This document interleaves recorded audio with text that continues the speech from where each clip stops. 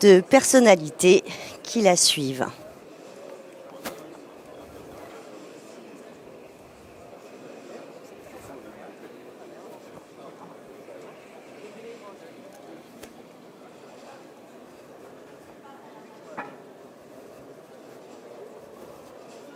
Alors on va la laisser déambuler tranquillement. On va pas forcément aller lui tendre le micro pour la laisser quand même respirer. Déjà que ça a l'air un peu compliqué.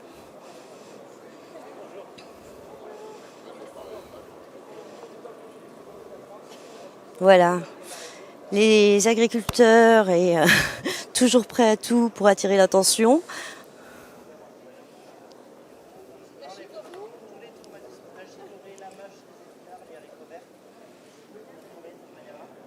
Donc Annie Genevard, elle est quand même coutumière, hein, elle connaît bien le monde agricole. Ça fait plusieurs décennies qu'elle navigue autour de notre secteur. Donc je pense que elle va savoir de quoi on lui parle. Ah, je vais essayer d'avoir Olivier Nalès. Je ne sais pas s'il va... Ah, Olivier, bonjour. On est en direct sur la chaîne de Menagri.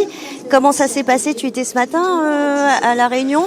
Oui, ça s'est passé comme toute réunion de ce type, à savoir que on dit ce qu'on a besoin, la ministre nous répond qu'on a raison, et puis après on verra s'il y a des actes.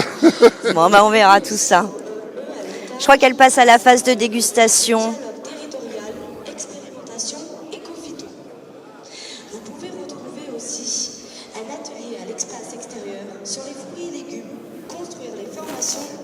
Peut-être on a Bénédicte, je vais demander Bénédicte Martin.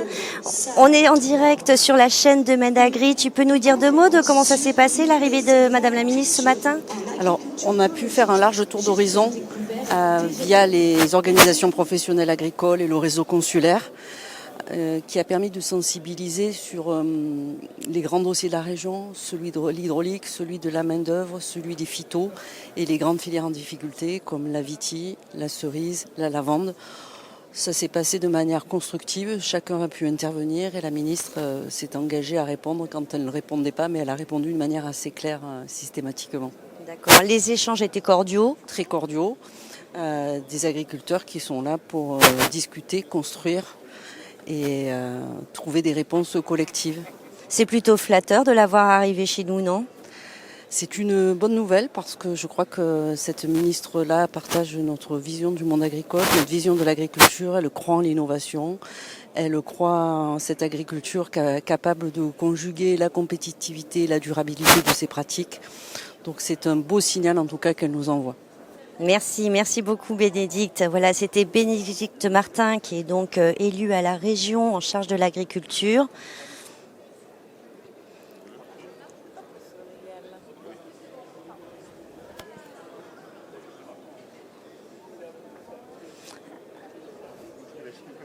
Alors, je vais essayer de rejoindre les caméramans.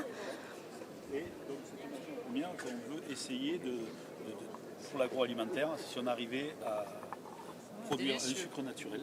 C'est vraiment délicieux. C'est un ketchup. Et ça, c'est le raisin. Donc, c'est quasiment un coulis nappage fruits rouges classique, voilà. Qui est extrêmement sucré. C'est un essai, voir si on arrive à... Super bon, hein.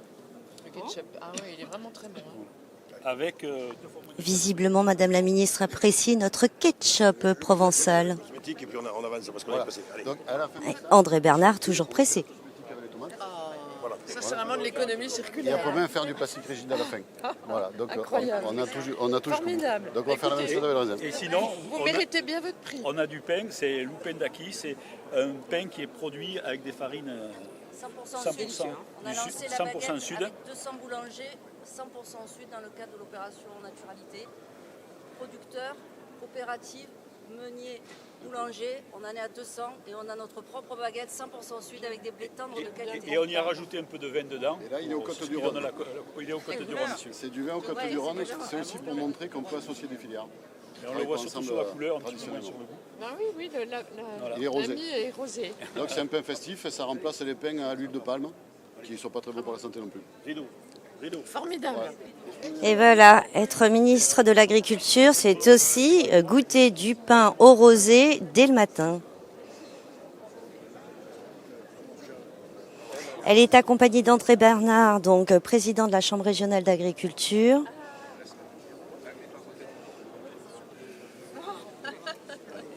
Je vous ai répondu ça à vélo, je crois pas. C'est que je sais que. Donc là, vous allez atteindre la salle de réunion. Je vais vous donner une petite annerie de réflexion avec le Oui. commissariat. Oui. Juste en passant devant le crédit agricole, l'association Farm. Fondation Farm. Nous avons écrit un livre blanc avec nos partenaires du Crédit Agricole Alpes-Provence également sur l'urgence de l'adaptation des agricultures méditerranéennes. C'est une thématique qui est cruciale pour les agricultures méditerranéennes. Il y a énormément d'informations. J'ai laissé également ma carte à l'intérieur. L'idée est de vraiment créer un réseau méditerranéen sur l'ensemble du bassin, rive sud, rive nord, rive est confondues. Et apporter les bonnes pratiques culturelles, voilà, c'est très important. Et accompagner les agriculteurs. C'est très important. Merci à vous. On va Merci. regarder On ça œuvre avec pour ça. attention. Je pense que c'est un bon début. Voilà, merci. Merci. Voilà, Priscilla Rambunjeune, donc de la Fondation Farm, qui vient de présenter le livre blanc face à l'urgence climatique à Madame la Ministre, qui poursuit sa visite dans les salons de Medagri. Ça se passe ici, au Parc des Expositions d'Avignon, sur le salon pro de l'agriculture méditerranéenne. Ici dans le hall.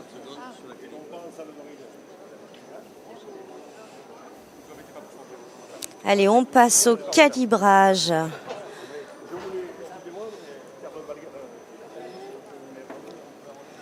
Alors, j'ai cru voir Sandrine Faucou. Bonjour. Elle est là. Sandrine Faucou, on est en direct sur la chaîne de Medagri. Est-ce que tu peux nous dire un petit peu comment ça s'est passé, comment se passe cette visite ? Eh bien, Madame la Ministre a accordé un temps d'échange avec l'ensemble de la profession agricole où nous avons pu lui poser des questions diverses et variées sur les sujets d'actualité qui vont des problèmes de FCO sur les ovins, par exemple, jusqu'à l'agriculture biologique, bien sûr, qui est un point important dans notre région. Et ce petit temps a été suivi d'une déambulation dans les allées pour lui présenter toutes nos pépites agricoles, tout ce qui est fait au niveau de la recherche, quelles sont les entreprises phares emblématiques en région PACA. Je t'ai vu sur les images en régie échanger avec elle. Est-ce que tu lui as parlé de l'agriculture biologique ?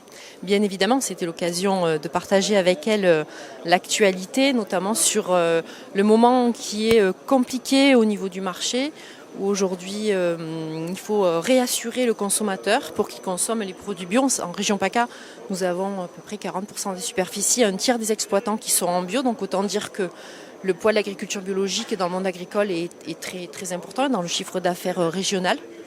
Donc aujourd'hui, ce qu'il faut, c'est s'assurer que le ministère viendra consolider, accompagner les exploitations et les structures qui sont d'ores et déjà engagées en agriculture biologique pour pas qu'elles s'échappent de la démarche et qu'elles soient au rendez-vous pour répondre à la demande quand le marché reprendra. Ce serait dommage que l'État ait mis de l'argent des deniers publics, donc nos impôts, nous contribuables, nos impôts, pour des démarches qui échapperont à l'agriculture biologique alors qu'à un moment donné, on va avoir besoin d'elles. Donc dans un souci de rationalité de la dépense, c'est important qu'aujourd'hui, l'argent qui n'est peut-être pas fléché sur la conversion à l'agriculture biologique puisse venir en accompagnement des structures qui sont déjà engagées pour passer cette période difficile. Eh ben, merci beaucoup Sandrine. C'était donc Sandrine Faucou qui est donc élue à la Chambre régionale d'agriculture Provence-Alpes-Côte d'Azur en charge de l'agriculture biologique. Elle est également vice-présidente de l'agence bio, donc c'est dire si sa parole sur l'agriculture biologique est précieuse. Merci beaucoup. Bon salon Sandrine.